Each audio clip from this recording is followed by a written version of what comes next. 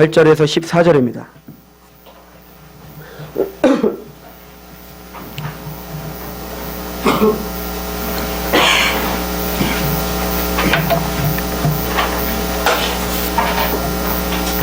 에베소서 5장 8절에서 14절.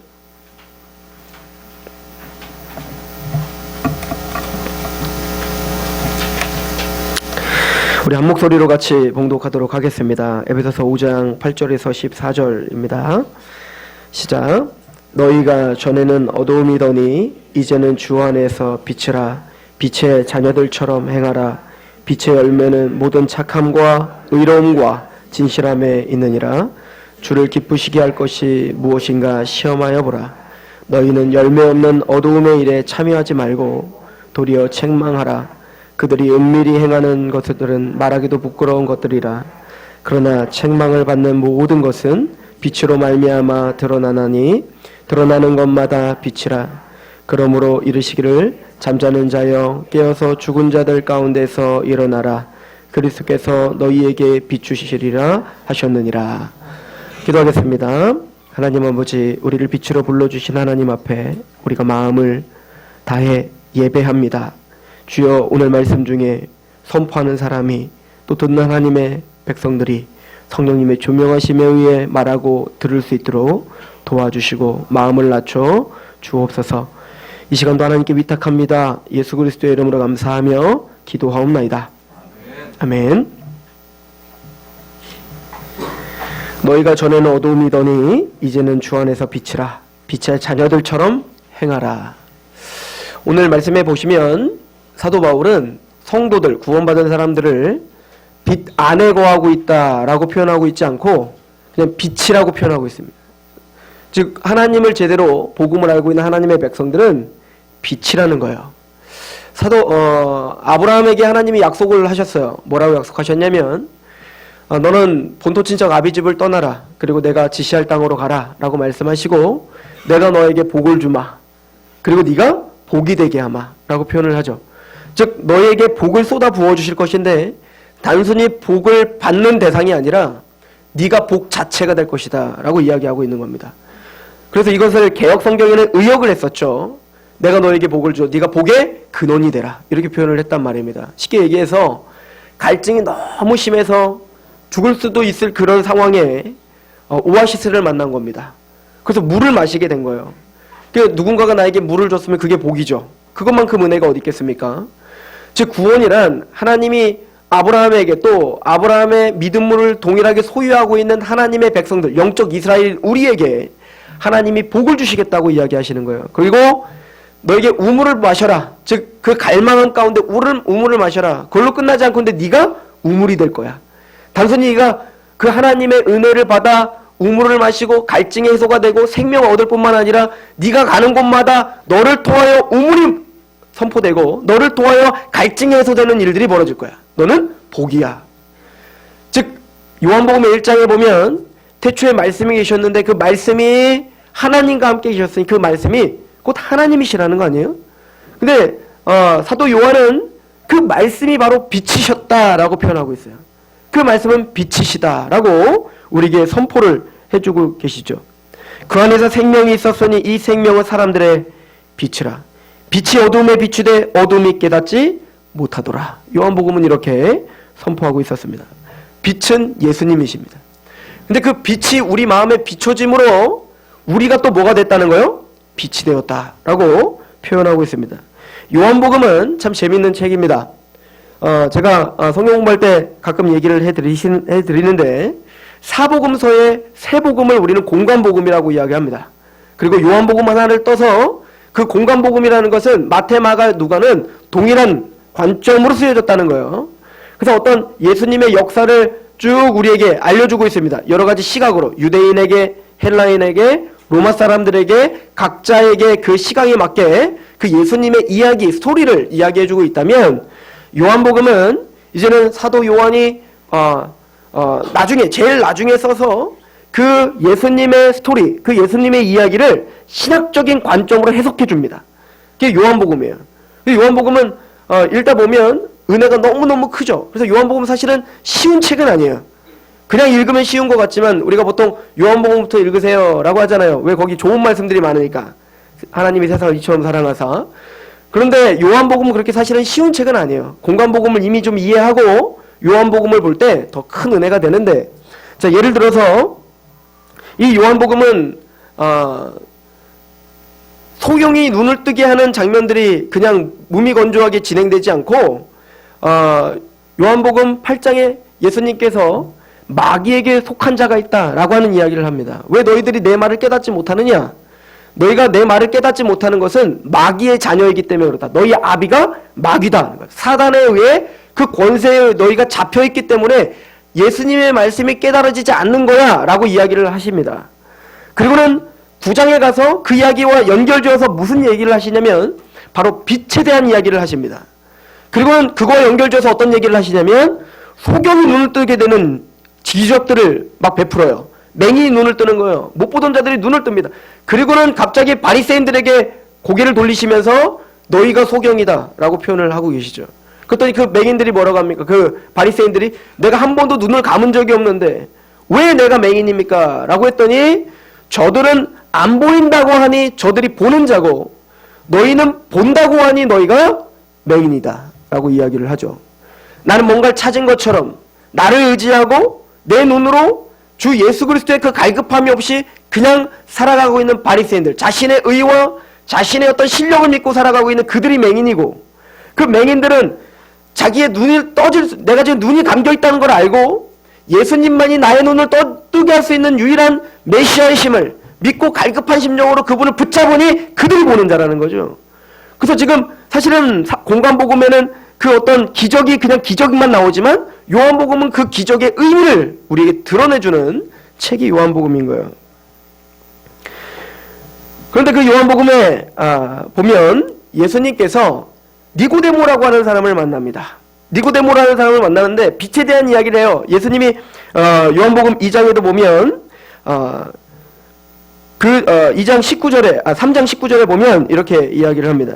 그 정죄는 이것이니 곧 빛이 세상에 왔으되 사람들이 자기 행위가 악함으로 빛보다 어두움을 더 사랑한 것이라. 악을 행하는 자마다 빛을 미워하여 빛으로 오지 아니하나니 이는 그 행위가 드러날까 하며 진리를 따르는 자는 빛으로 오나니 이는 그 행위가 하나님 안에서 행한 것임을 나타내려 함이라. 즉 그 예수님의 빛 대신 그 예수님께로 오지 못하는 것은 자신의 그 악함이 드러날까봐 못 온다는 거거든요. 근데 이 이야기가 누구와 이야기하는 중에 한 얘기냐면 니고데모와 이야기를 하는 거예요. 니고데모는 바리새인이었습니다. 바리새인 중에 최고였어요. 유대인의 관원이라 사내들인 공의의 회원이었어요. 그러니까 바리새인 중에서 최고인 사람을 뽑아 공의의 회원이 되겠단 말입니다. 바리새인은 누구죠? 그 바리새라고 하는 뜻은 구별된 자인 거예요. 구별된 자. 하나님의 말씀에 구별되어 하나님의 말씀을 지키고 그 율법을 다 준행하기로 결정한 자가 바로 바리새인이었어요. 그래서 사실은 안티오쿠스 4세라고 하는 그 왕이 유대를 핍박할 때 그 성전에서 돼지피로 제사를 드려라, 또 그 성전 안에 제우스 신상을 세고 우상 숭배해라, 그렇게 했을 때 많은 제사장, 사두개인, 그 많은 사람들은 타협을 했단 말입니다. 꼭 우리가 일제시대 때 신사참배와 동방요배에 참여했던 교회들처럼 그럴 때 나는 구별됐습니다. 하나님의 말씀을 지키면 지키고 죽으면 죽었지 내가 율법을 포기할 수 없습니다 라고 구별된 자로 나온 한 분파가 바리새파였어요. 이 바리새파는 하나님의 말씀에 얼마나 열망이 있었는지 모릅니다.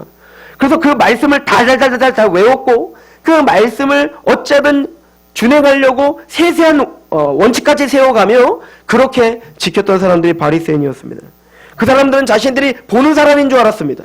자신들은 하나님의 말씀대로 살았기 때문에 그렇죠.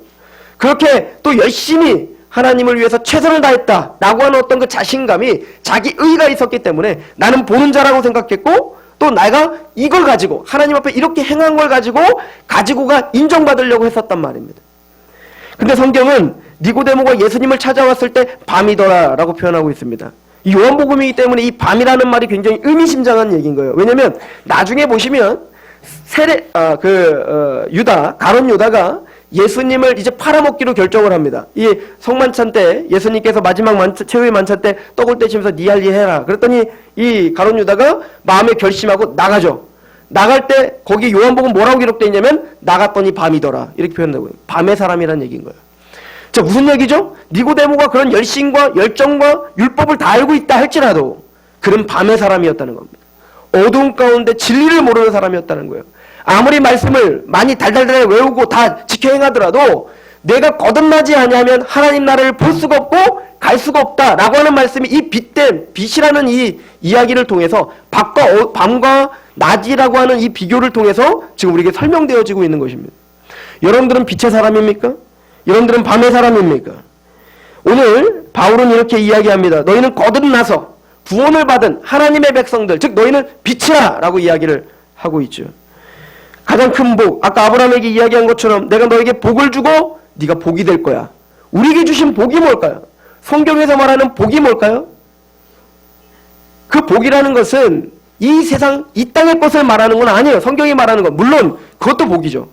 우리는 그 복이 없다면 살아갈 수가 없어요. 하나님께서 호흡을 주셔야, 하나님께서 건강을 주셔야, 하나님께서 물질을 주셔야 살아가죠. 하나님의 은혜입니다. 하나님의 복입니다. 그러나 궁극적으로 하나님 우리에게 주시고자 하는 복은 뭐죠? 신령한 복인 거예요. 그 복이 뭘까요? 시편은 우리에게 이야기를 하죠. 복 있는 사람은 악인의 길을 따르지 않고 오만한 자리에 서지 않는 거예요. 세상의 풍조에 휩쓸리지 않는 게 이게 복이라는 겁니다. 아무리 못 살아도 건강이 약해도 그 세상의 풍조에 휘말리지 않고 오직 주야로 하나님의 율법을 묵상하고 즐거워하는 자라면 그 사람이 복받은 자인 거예요. 이것을 잃어버린 다음에 이 땅의 것을 추구한다면 그것은 뭔가 성경을 잘못 이해하고 있는 겁니다. 신약은 어떻게 하죠? 심령이 가난한 자, 애통하는 자, 마음이 청결한 자, 온유한 자, 이게 복이라는 겁니다. 시편을 봅시다. 시편 67편. 그런데 이런 복이 우리에게 임한 궁극적인 원리가 있어요. 원인이 있어요. 시편 67편.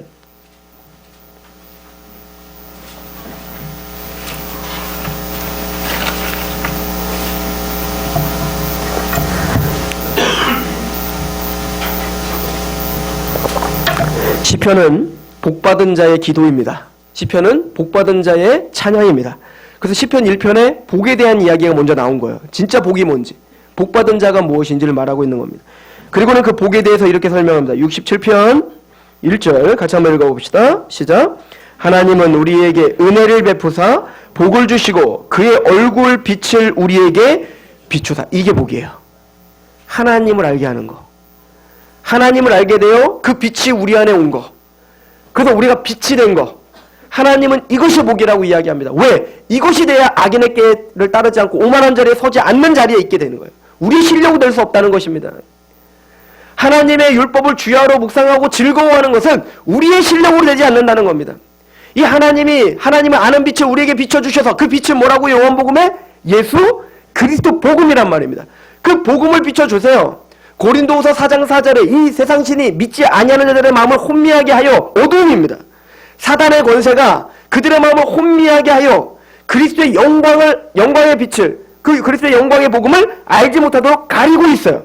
이 상태가 뭡니까? 죄고 저주인 거예요. 자, 그런데 거기 고린도후서 4장 4절 이하에 뭐라고 써있냐면 하나님께서 빛이 있으라 하신 그 말씀, 하나님께서 우리 마음에 하나님의 영광을 아는 빛을 비춰주시사 우리가 하나님을 알게 됐다는 것입니다. 이게 복이라는 겁니다. 이게 복의 시작인 거예요. 그래서 그 빛이 우리에게 비춰주시면 우리는 하나님을 알게 됩니다. 그리스도를 알게 됩니다. 그 사랑에 감격하게 됩니다. 그래서 마음을 다하고 뜻을 다하여 목숨을 다하여 하나님을 사랑할 수밖에 없게 돼요. 그 사랑할 수밖에 없게 되니 어때요? 하나님의 말씀을 주야로 묵상할 수밖에 없게 되는 겁니다. 그 하나님의 말씀을 존중할 수밖에 없게 되는 겁니다. 이 상태가 된 겁니다. 그렇지 않겠습니까? 여러분들 자녀들이 또 여러분들이 사랑하는 사람이 멀리 저기 그것도 위험한 곳으로 선교 여행을 갔다고 한번 생각해 봅시다. 어제 마음이 조마조마하셨죠? 섬으로 들어가서 그렇게 멀리 저기 위험한 곳으로 선교지로 갔다고 해봅시다. 자, 그런데 이 엄마가 그래서 부모님이 편지를 쓰는 거야. 꼭 이 아이가 몸이 약하기 때문에 또 이 아이가 챙겨야 될 것들이 있어요. 또 이 아이는 아직 어려고 천방지축이라 그 위험한 곳에서 어떤 일을 해야 될지 모르는 거예요. 그 상황이 뭔지를 모르잖아요. 그래서 그 상황을 설명해주고 거기서 어떻게 해야 되며 또 내가 왜 이런 말을 해야 되는지 편지를 구구절절해서 한 10장을 써서 보냈다고 해봅시다. 근데 그 자녀가 그걸 아예 거들떠도 보지 않는 겁니다. 쳐다도 보지 않는 거예요. 그리고는 전화할 때는 엄마 사랑해. 그리고는 그거는 전혀 거기에는 모든 중요한 내용이 다 담겨 있는데 그거는 아예 쳐다도 보지 않는다고 생각해 보세요. 그게 마음이 얼마나 아프겠냔 말입니다. 그리고는 거기서 사람들과 나눌 때에는 엄마가 나한테 뭘 하라고 했는지 모르겠어요. 엄마가 나에게 어떻게 하라고 했을까요? 이렇게 하는 게 좋을까요? 저렇게 하는 게 좋을까요? 우리 부모님이 뭘 원하실까요? 그렇게 막 나누고 있다고 생각해 봅시다. 나는 분명히 거기다가 모든 편지에 나의 모든 생각과 뭐가 옳은 길인지를 다 써서 줬는데 그거는 거들떠보지도 않고 우리 엄마 마음을 난 모르겠어요. 나한테 뭘 원하는지도 모르겠고 뭘 사오라는지도 모르겠어. 이러고 있다면 얼마나 답답하겠냔 말입니다. 하나님께서 가장 사랑하는 자녀에게 그렇게 성경으로 하나님의 명확한 뜻을 보여주셨는데 마음을 다하고 뜻을 다하고 목숨을 다해 하나님을 사랑한다면 그 말씀이 계속 읽혀지지 않겠습니까? 그 하나님의 편지를, 그 하나님의 사랑의 고백을, 그 하나님이 우리에게 뭘 원하시는지를 끊임없이 보지 않겠습니까? 그래서 말씀을 주야로 묵상하는 자가 돼요. 근데 그것은 하나님이 아는 빛을 우리 마음에 그 복음을 비춰주셔야 되는 것이죠. 그런데 오늘 말씀을 보십시오. 시편 67편에 보면 그 얼굴빛을 비춰주사 복이 됐죠. 근데 아까 아브라함에게 너는 복을 받아라 끝난 게 아니라 네가 뭐가 되라? 복이 되라. 빛이 되라. 빛을 받을 뿐만 아니라 네가 뭐가 되라? 빛이 되라. 이 원리가 그대로 쓰여져 있죠. 2절 주의 도를 땅 위에 주의 구원을 모든 나라에 알리소서. 하나님이여 민족들이 주를 찬송하게 하시며 모든 민족들이 주를 찬송하게 하소서. 온 백성은 기쁘고 즐겁게 노래할지니 주는 민족들을 공평히 심판하시며 땅 위의 나라들을 다스리실 것임이니이다. 하나님이여 민족들이 주를 찬송하게 하시며 모든 민족이 민족으로 주를 찬송하게 하소서. 땅이 그의 소산을 내어주었으니 하나님 곧 우리 하나님 우리에게 복을 주시리로다. 하나님이 우리에게 복을 주시리니 땅의 모든 끝이 하나님을 경외하리로다. 자, 이 지금 시편 67편의 고백의 내용의 골자가 뭐예요? 하나님 나에게 하나님을 아는 빛을 주셔서 그 복을 주셔서 너무 고맙습니다. 그런데 그래서 우리는 하나님을 알게 돼서 이렇게 하나님을 찬양합니다. 하나님을 경배합니다. 그런데 이걸로 끝나는 게 아니라 세상 땅끝이 하나님께 경배하게 하소서로 시각이 돌려진다고요. 지금 무슨 얘기죠? 내가 빛으로 하나님의 복을 받을 뿐만 아니라 나를 통하여 어떻게 해요? 땅끝까지 하나님을 예배하게 하시옵소서. 하나님을 경배하게 하여 주시옵소서. 이게 바로 제사장의 노래인 거예요. 이걸 우리는 보통 제사장의 노래라고 표현을 하고 있거든요. 그래서 얘네들이 이 육적 이스라엘들, 유대인들이 지금도 이걸 언제 부르냐면 오순절날 모여서 불러요. 오순절날 이걸 동일하게 부른단 말입니다. 근데 재밌죠, 그 사람들. 그 사람들은 이렇게 하나님 우리에게 하나님 알게 해주셔서 너무 고맙습니다. 그렇게 기도하고 땅끝까지 이르러 이 빛이 전파되어 모두가 예배자가 되게 해주십시오. 이렇게 노래는 부르고 있는데 그들의 삶과 그들의 가치관이 정말 땅끝까지 이방인까지 가서 정말 하나님을 찬양하는 걸 원하던가요? 아니면 자기들만 선택받은 민족이라고 자기들만 하나님 믿고 다 개만치도 못하게 이방인들을 쳐다보고 있던가요? 후자 아니던가요? 이들은 지금 이 찬양을 부르면서 찬양의 의미를 모르고 있는 겁니다. 그래서 이 제사장의 이 노래를 진짜 왕같은 제사장이 세워 진짜 하나님을 아는 빛을 비춰 예수 그리스도를 비춰 이 찬양이 성취되게 하실 거라는 겁니다. 언제? 오순절날 성령이 강림하셨습니다. 그리고 정말 이 찬양이 불려지기 시작하는 겁니다. 베드로가 예루살렘에서만 구원이 전해질 것, 유대인들에게만 구원이 전해질 것처럼 여겼던 그 유대인들이 오순절날 성령이 임하니 어떻게 했어요? 하나님의 큰 구원의 말씀을 선포하기 시작합니다. 그리고 땅끝까지 이르러 증인되는 놀라운 역사가 일어나더라는 거죠. 꼭 이거와 같아요. 우린 찬양합니다. 물이 바다 덮은 것 같이 온 세상에 하나님의 아는 영광이 있는 것이 다 들어기를 원합니다. 그렇게 우리는 찬양하죠. 물이 바다 덮은 것 같이 한 번도 찬양 안 해보셨어요? 그 찬양을 하면서도 우리의 삶이 그러면 우리의 가치관이 우리의 마음이 정말 빛된 삶으로 정말 나를 통하여 하나님에게로 돌아오는 일이 내가 하나님 구원을 주셔서 하나님께 감사합니다. 이 감격이 나에게만 끝나는 게 아니라 나를 만나는 사람들이 정말 빛으로 돌아와 땅끝까지 이르러 하나님의 뜻에 굴복하는 역사가 일어나게 해주십시오. 근데 정말 우리의 가치관이 그러냔 말이죠. 우리 마음이 정말 그러냔 말이죠. 우린 빛입니다. 사도 바울은 우리에게 말합니다. 너희는 빛이라 빛의 자녀들처럼 행하라. 사실은 오늘 할 얘기가 굉장히 많아요. 왜냐면 성경 구절도 찾을 게 많고 이게 만약 성경 공부 시간이었다면 한 2시간 정도 이거 다 찾아가며 하나하나 다 해석해드리면서 하고 싶어요. 근데 오늘 못해요. 제가 오늘 근데 이 말씀을 보면서 이 말씀을 준비하는데 이번 주에 어떤 한 일이 있었어요. 뭐냐면 저희 어머니한테 전화가 왔었습니다. 저희 어머니한테 전화가 왔는데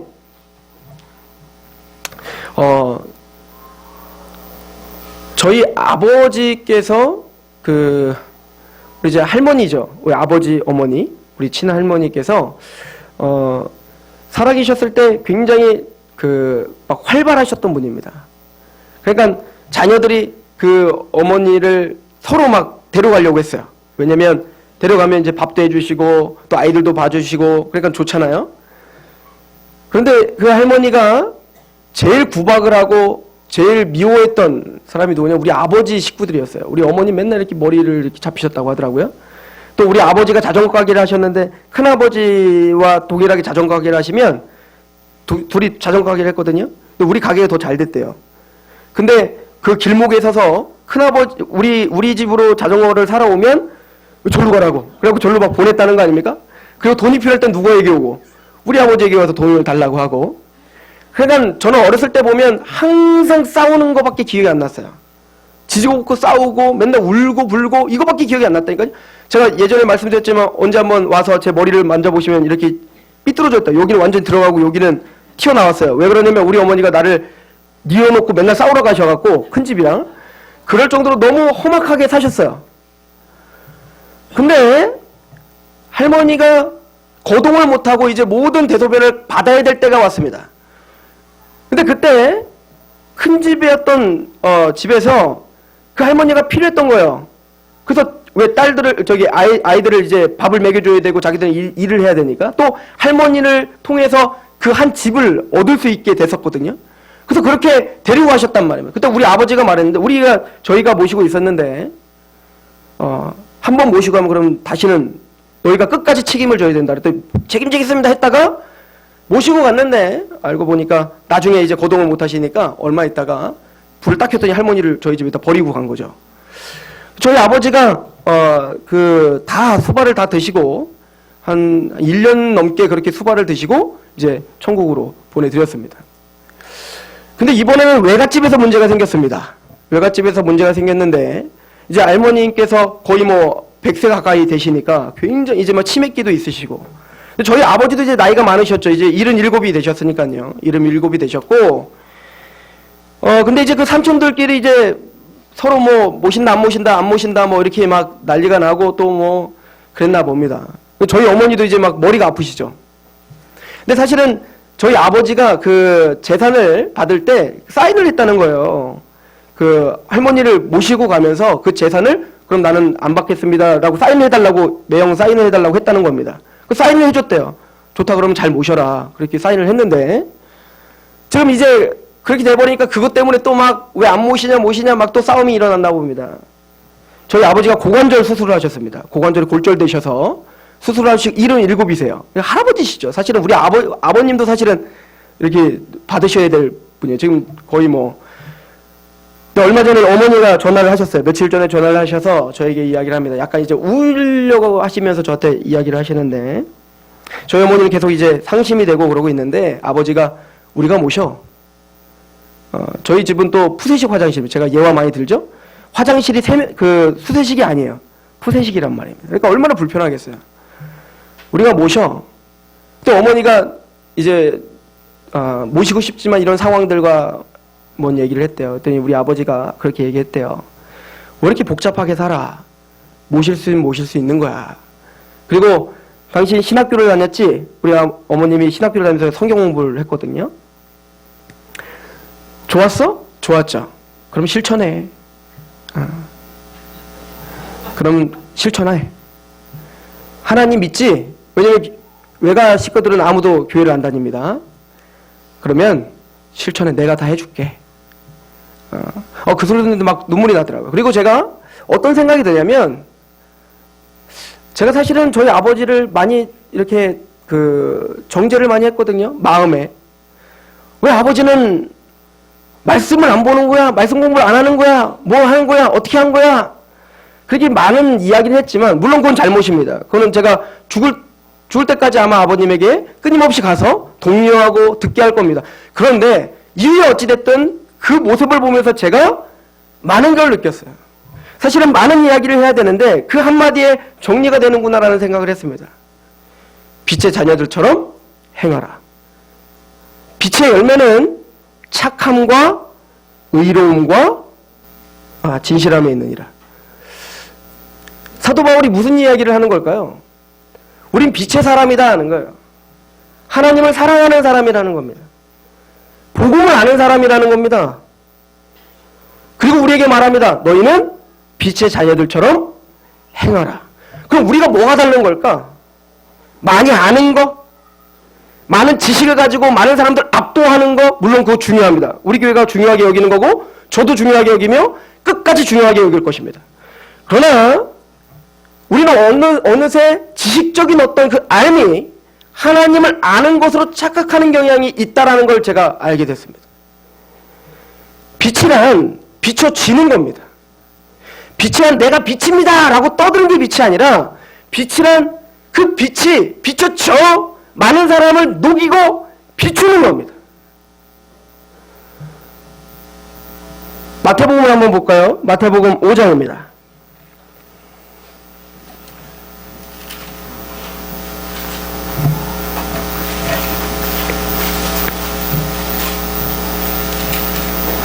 예수님께서 팔복을 가르치셨죠? 구원받은 복받은 사람이란 이런 사람이란다. 심령이 가난한 거란다. 애통하는 거란다. 온유한 자란다. 긍휼히 여기는 자란다.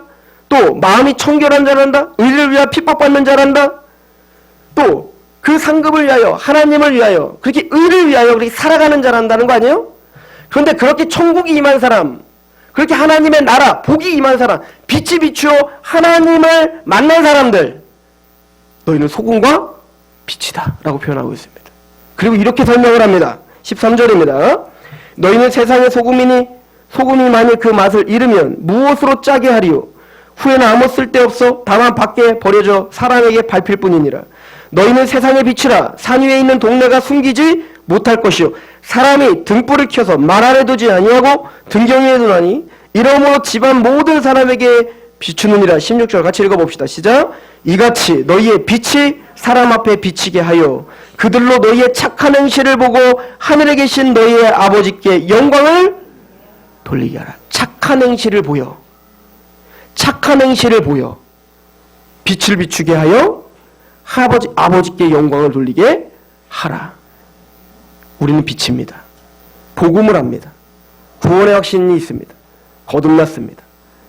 세상이 깨닫지 못하는 진리를 깨달았습니다. 그래서 우리는 무엇이 비춰지고 계신가요? 그 어두움이 어떻게 우리를 통하여 밝게 되고 있던가요? 말로 싸우고 있던가요? 아니면 우리의 삶으로 낮은 곳에 임하고 있던가요? 우리는 빛입니다. 빛의 자녀다운 행함이 있기를 소망합니다. 기도하겠습니다.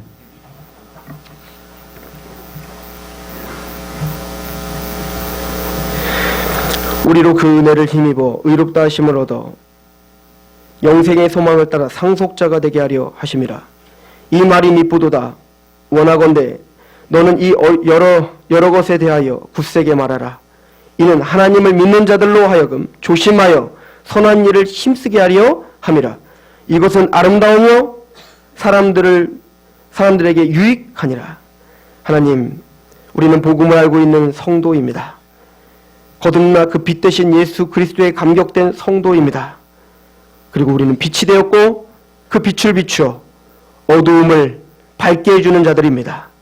착한 행실을 보여 그 하나님께 영광을 돌리는 빛입니다. 아버지여, 우리의 삶과 우리의 생각과 우리의 마음을 점검하게 하시옵소서. 빛의 자녀들처럼 착함과 의로움과 진실됨이 우리의 삶의 메시지로, 그리스도의 편지로, 그리스도의 향기로 그렇게 맡아지고 들려지고 또 읽혀지게 하여 주옵소서. 예수 그리스도의 이름으로 감사하며 기도하옵나이다. 아멘. 찬양할까요?